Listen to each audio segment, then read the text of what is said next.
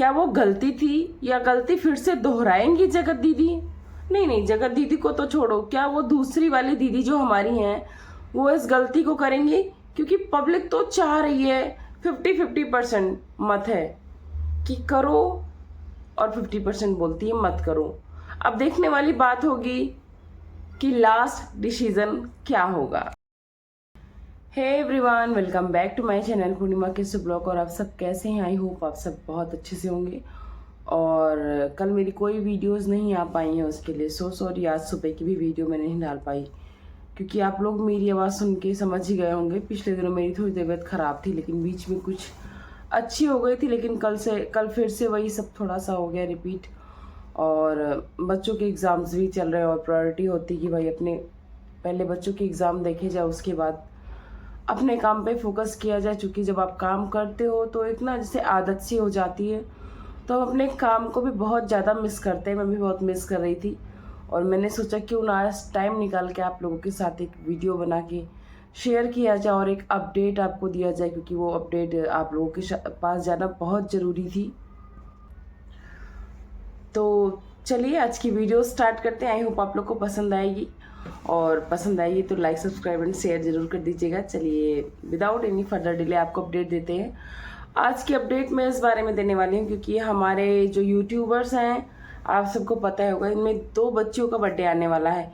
एक हमारी सरिता और जेठू जी की बेटी, उसका पहला बर्थडे आने वाला है, जो कि काफ़ी तैयारियां चल रही हैं, धूमधाम से मनाने वाली हैं।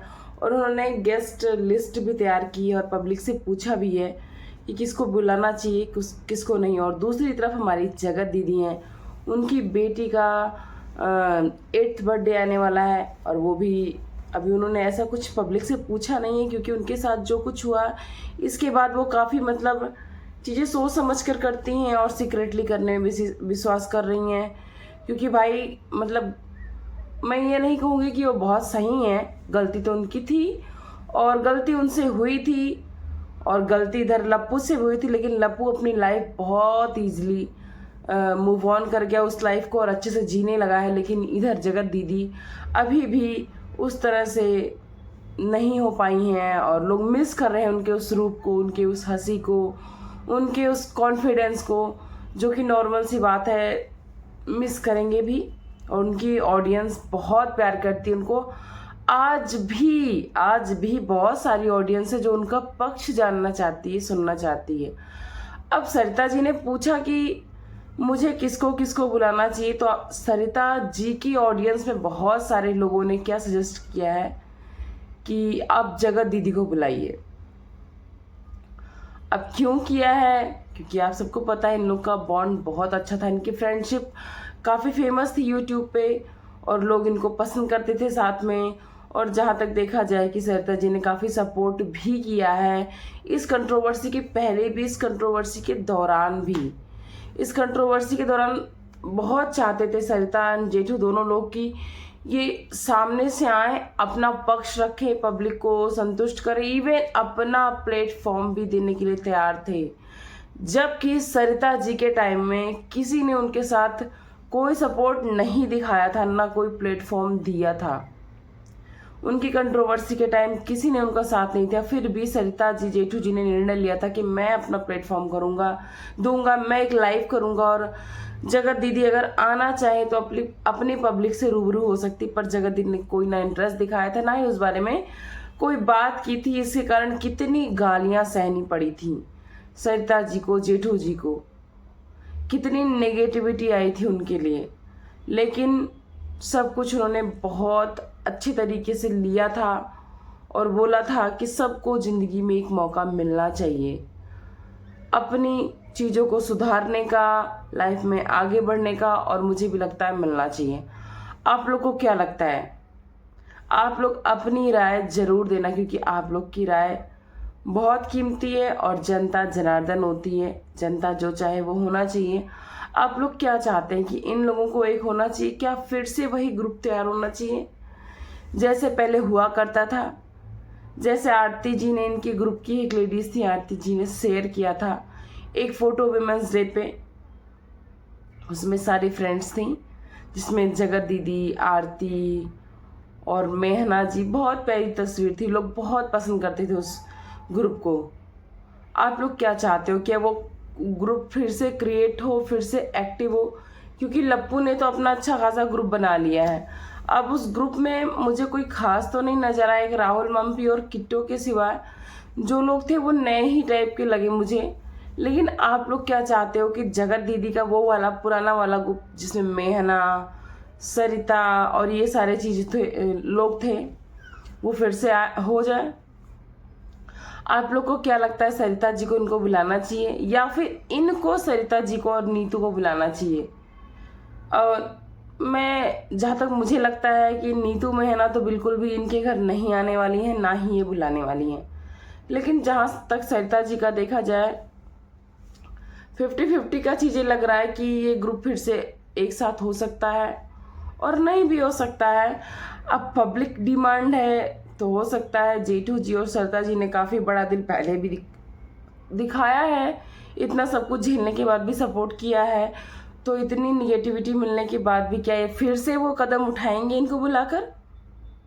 और क्या अगर इनको बुलाती हैं तो इनको, क्योंकि इनके कमेंट सेक्शन में जैसे ये लोग बोल रहे हैं कि आप बुलाओ, वैसे ही 50% लोग ये भी बोल रहे हैं कि नहीं भैया, ये ऐसी औरत है जो कुछ भी कर सकती है, कभी आपका भला नहीं कर सकती, इससे दूर रहना, इसको मत बुलाना दीदी इसको, नहीं तो ये फिर से कुछ ना कुछ कांड करेगी और ये किसी का सपोर्ट नहीं करती है। अब देखने वाली बात ये होगी कि सरिता जी क्या बात पे अमल करती हैं, किसको बुलाती हैं, किसको नहीं। और इन सब के बीच में ना बच्चे बहुत पिसते हैं। ताशी को जब आप देखोगे, उसकी बातें, उसकी हरकतें, उसकी एक्टिविटी बहुत मैच्योर है। मुझे तो लगता है जो उसकी उम्र है ना, 7 साल 8 साल, कुछ नहीं होती ऐसी उम्र यार। इस उम्र में ना बच्चों को इतना संभालना पड़ता है, लेकिन वो बच्ची इतना मैच्योर दिखती है, उसकी बातें, उसकी हरकतें, मतलब जैसे लगता है भगवान ने उसको कितना मैच्योर बना दिया है। सबको सब कुछ अपने आप समझ जाना, कोई ऐसी शरारत नहीं जो छोटे छोटे बच्चे बचकानी हरकतें करते, उस टाइप की कोई शरारत नहीं।